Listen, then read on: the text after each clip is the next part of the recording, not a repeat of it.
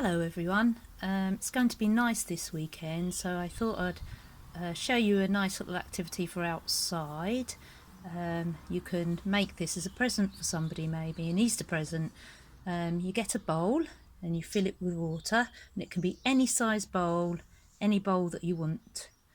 And then you ask an adult if it's okay to maybe go around the garden and pick a few flower heads off the plants. Maybe you can actually go and do this with an adult, and then you float the flower heads in the water like this.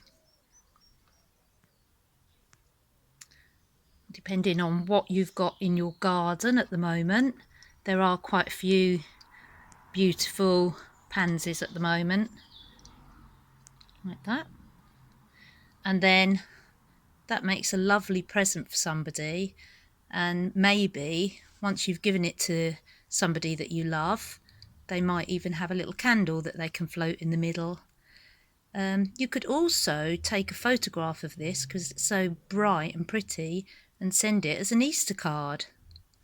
So I hope you enjoy making it, and don't forget to wash your hands thoroughly after you've completed it. Have fun!